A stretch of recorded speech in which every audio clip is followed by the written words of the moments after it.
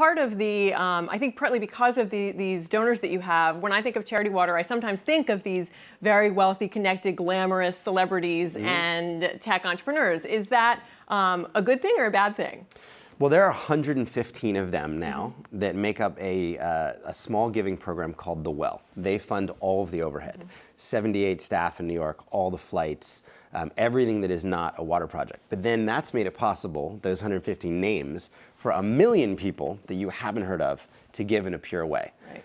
And the stories out there are incredible. I mean, there are 9-year-olds that are giving up their birthdays, forgoing birthday presents, forgoing parties, and running around knocking on doors asking for $9 donations. We have, there's a little girl in Seattle that ran 12 consecutive lemonade stands for Charity Water, and she convinced a local band to perform on the sidewalk to attract lemonade buyers. She sold $5,500 of lemonade. So that's really the Charity Water community, made possible by these generous tech donors that are funding the unsexy costs, funding the overhead. And we treat them like investors, and we take them to the field, and they love giving on that side. Do you think that there's been an evolution of how, like, this current crop of Silicon Valley investors and philanthropists is different maybe from those before them? I mean, how are they different from the ones in maybe a previous generation, would you say? I don't think they want their names on buildings. Yeah. You know, those 115 families, they're not asking for anything except, you know, many of them want to involve their kids. You know, many of them are really thinking about legacy and thinking about getting their kids involved in this kind of generosity. But it's not the, hey, I want to name a building with a $10 million gift. That's not what we're seeing. That's not who we're attracting. We find they care about transparency. They want to know when things aren't going well. And they want to see the impact. They want to know, hey, what is my money actually doing?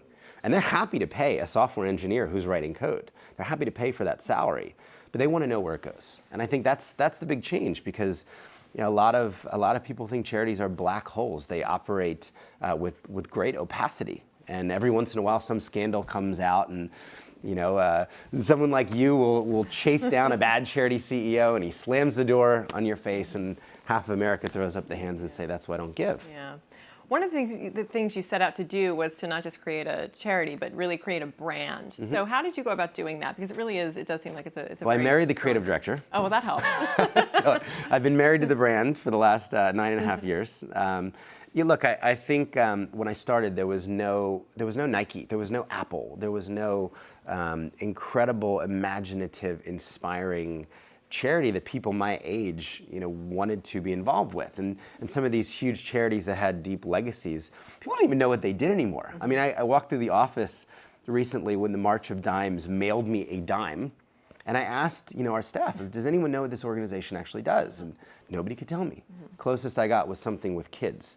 So I thought that, you know, if you were going to make a huge impact on a problem as big as the water crisis, if you're going to get people to care about people suffering thousands of miles away, you know, with a problem that they've never had. You know, people here don't walk 8 hours to get water from ponds. They don't give their kids water that makes them die of diarrhea. So we would need an inspiring, imaginative, epic brand that would be based on hope and inspiration and not the shame and guilt.